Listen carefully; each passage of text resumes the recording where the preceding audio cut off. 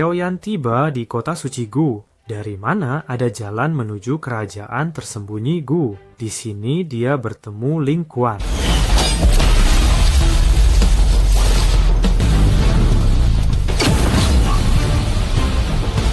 Dan tak lama kemudian, Xiaoyan berduel dengan komandan ketiga Yang Hao dan mengalahkannya. Dia sudah berada di bintang kelima sebagai prajurit terhormat. Lawan-lawannya akan semakin kuat, misalnya Jenderal Gu Yao di bintang ke-8 prajurit terhormat. Di klan Gu, Xiaoyan akan mengalami banyak peristiwa menarik, seperti bertemu dengan sebagian besar klan kuno. Xiaoyan untuk pertama kalinya melihat perwakilan dari klan Yao yang mengusir gurunya, Xiao Lao, dan juga orang-orang dari klan Hun. 3 sosok dengan jubah hitam. Xiaoyan sama sekali tidak menyangka akan bertemu orang-orang dari Aula Jiwa di sini. Selain itu, Hongya mengatakan bahwa dia adalah keturunan dari ahli yang melukai Xiao Xuan di masa lalu, ribuan tahun yang lalu. Sungguh pertemuan yang luar biasa, 2 keturunan klan musuh dalam satu tempat. Xiaoyan berjanji untuk membalas dendam kepada Hunya di makam langit. Dia juga sangat tertarik dengan klan Yan yang menyimpan 4 jenis api langit. Xiaoyan tiba-tiba merasakan apinya langit bergolak di dalam tubuhnya. Dia melihat seorang wanita dalam gaun merah muda. Di dahinya ada simbol api yang bersinar. Api surgawi. Pandangan mereka bentrok dalam pertempuran singkat. Ekspresi ketakutan melintas di wajah Xiaoyan saat ia menyadari betapa menakjubkannya kekuatan yang dimiliki wanita bergaun merah itu. Api surgawinya luar biasa dan sangat kuat. Xiaoyan tidak tahu apa-apa tentang klan yang ini. Selain itu, dalam kekuatan ia tidak kalah dengan klan Gu. Namanya Huji. Apakah apinya lebih kuat daripada api 3000 bintang Xiaoyan? Ya, benar. Dia memiliki teratai merah langit yang menempati peringkat ke-7. Dan dia sangat tertarik pada penggabungan api Xiaoyan. Secara keseluruhan, setelah mengalahkan komandan ketiga, Xiaoyan tidak terlalu khawatir tentang 8 komandan klan Gu. Namun, 4 jenderal adalah hal lain. Justru, mereka yang paling berbakat di antara generasi muda dan berusaha untuk menaklukkan Gu Xunye. Jadi, setelah 3 hari, terbuka jalur ke dalam wilayah tersembunyi kerajaan Gu. Xiaoyan bersama Ya Tianho, Qinglin, dan Xiao Dansan menuju ke pintu ruang besar. Dalam perjalanan, Xiaoyan bertemu dengan komandan kedua bernama Ling Shu di bintang ke-6 prajurit terhormat. Terjadi bentrokan kecil yang mengakibatkan dia menerima pukulan yang cukup kuat dengan api surgawi.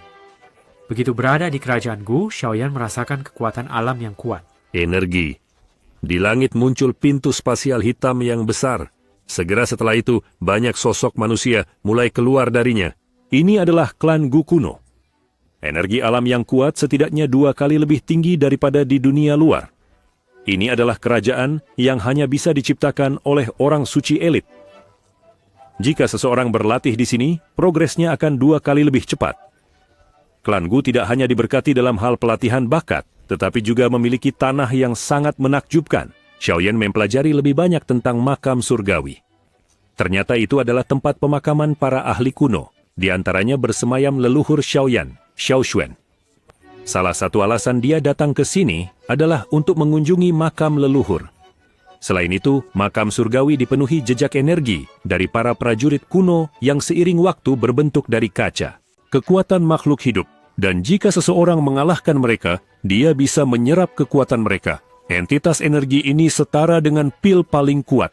Tapi, yang paling menakjubkan adalah di dalam makam surgawi, waktu berlalu, 5 hari di dalam, hanya setara dengan 1 hari di dunia luar. Berita ini mengejutkan Xiaoyan.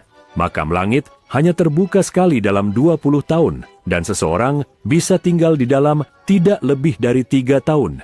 Yang di dunia luar hanya setara 6 bulan. Selain itu, masuk ke sana hanya diizinkan untuk anggota 8 klan besar. Meskipun klan Xiao telah lama jatuh, Xiaoyan sebagai keturunannya tetap memiliki hak tersebut. Xiaoyan akhirnya melihat Xue. Dia memutuskan, tidak ada yang bisa menghalangi kita untuk bersama Xue, bahkan klan Gu. Xiaoyan tersenyum, menatap mata yang dikenalnya. Mendengar suaranya, dia merasakan sesuatu yang dalam. Api yang terpendam di dalam dirinya mengguncang. Keinginan untuk memeluknya muncul dengan kekuatan yang luar biasa. Tapi dia menahan diri dan mengulurkan tangan, dengan lembut mengusap kepalanya.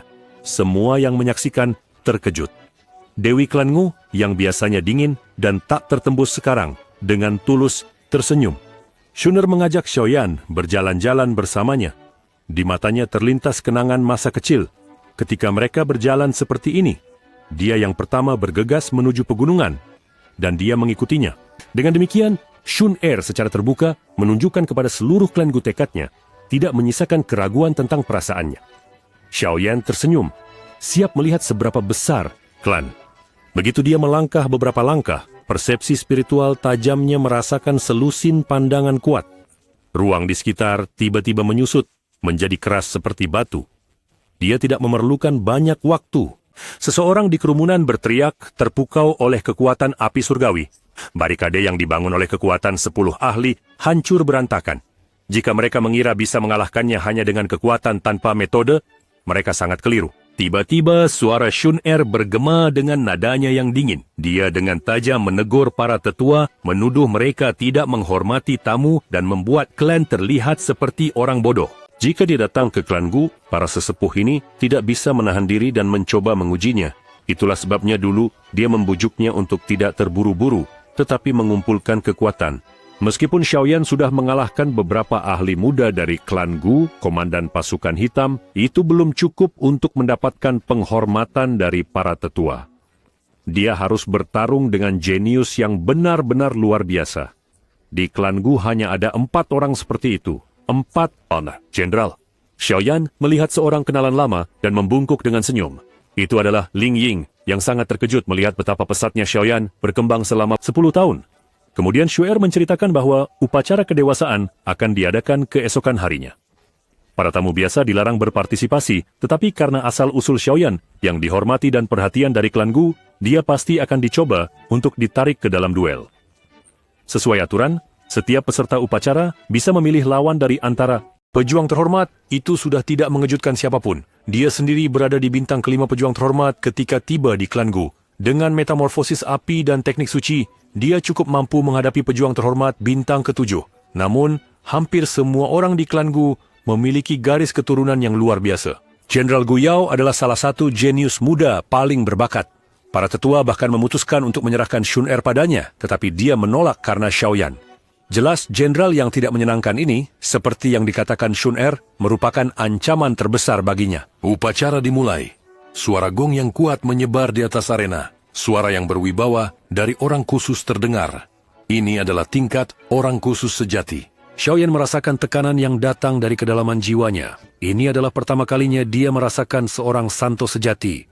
Pada upacara ini, yang terutama dinilai adalah tingkat garis keturunan, kekuatan yang diwariskan melalui darah, dan berdasarkan itu diberikan tanda khusus, Noa Tato Clan. Tato ini memiliki berbagai tingkat dan memiliki nilai tempur nyata, dapat aktif pada saat kritis dan menyelamatkan kehidupan. Seluruh ritual berlangsung di arena khusus di mana 3 tetua memanggil peserta sesuai daftar. Misalnya, Lin Xuan yang sudah kita kenal baik pada tingkat pejuang pertama bintang memiliki peringkat ke-6 garis keturunan yang sudah cukup dihormati. Dia diberi tato emas, tingkat ketiga terkuat dari 4 yang memungkinkan.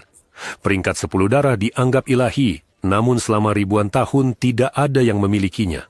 Xiaoyan mulai memahami betapa kuno dan kuatnya klan Gu. Gu Yao, salah satu dari 4 jenderal, memiliki kekuatan prajurit yang dihormati dengan 8 bintang dan garis keturunannya adalah peringkat ke-8. Dia hampir segera menantang Xiaoyan. Perbedaan kekuatan di antara mereka adalah 3 bintang dan sesuai aturan, mereka yang begitu jauh lebih unggul dalam kekuatan seharusnya tidak bisa menantang yang lain. Namun, Gu Yao sebenarnya menempatkan Xiaoyan dalam posisi sulit. Kian menghadapi pilihan, bertarung atau kehilangan rasa hormat klan. Jika dia menolak, maka biarkan dia pergi dari kerajaan Gu. Shuner mencoba campur tangan dan menghentikan Gu Yao, tetapi para tetua menyampaikan bahwa secara formal, Xiaoyan bisa menolak. Namun, di mata klan itu bukan sekadar penolakan dari duel, melainkan wujud ketidakpercayaan diri. Suasana memanas. Semua menunggu bagaimana Xiaoyan akan bertindak. Dia tahu bahwa pertarungan tidak bisa dihindari. Itu telah menjadi tak terelakkan sejak dia memasuki kerajaan Gu. Jika pertarungan harus terjadi, biarlah itu menjadi kesempatan untuk membuktikan kemampuannya, nama, dan hak untuk berada di sini. Xiaoyan tidak bisa membiarkan dirinya mundur meskipun di depannya berdiri salah satu talenta terkuat dari klan Gu. Pertarungan dimulai. Xiaoyan menjadi sangat serius. Dia memahami bahwa lawan di depannya memiliki kekuatan yang melebihi bahkan Tianzun ke-9. kesalahan sekecil apapun bisa membahayakan nyawanya. Pertemuan dua lawan kuat. Ketegangan teknisi ternyata begitu kuat sehingga retakan muncul di ruang itu sendiri. Para tetua terpaksa campur tangan dengan menciptakan penghalang untuk menahan perubahan.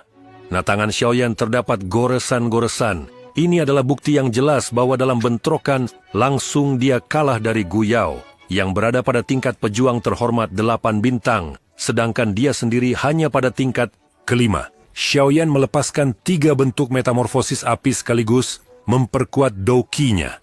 Arena bergetar. Penonton tidak bisa mengalihkan pandangan dari kejadian itu. Lalu Xiaoyan, dia melepaskan pilar api, penggaris yang membelah gunung. Gu Yao menghadapi api dengan teknik es, di mana tangannya tertutup es putih misterius. Namun, justru pada saat itulah dia membuat kesalahan. Tersembunyi di dalam api berputar bunga teratai api 3 warna. Gu Yao menyadarinya terlalu terlambat dan di langit meledak badai api raksasa, membuat bahkan penghalang di sekitar arena bergetar. No, apakah itu cukup? Tentu saja tidak. Jika Gu Yao jatuh dengan 1 pukulan, dia tidak akan pernah mendapatkan gelar salah satu dari 4 jenderal klan Gu. Dan memang sesaat kemudian dari kobaran api muncul gelombang energi dingin. Di dalam nyala api mendidih kekuatan yang berusaha keluar. Setelah itu terdengar teriakan keras, penuh ketidakpuasan. Kamu telah mengalami banyak kesulitan, tapi apa gunanya? Aku memiliki darah keturunan dewa dan mempelajari ajaran sejati klan Gu. Levelku lebih tinggi darimu. Jadi apa yang bisa kamu lawankan padaku, keturunan klan Xiao yang berubah?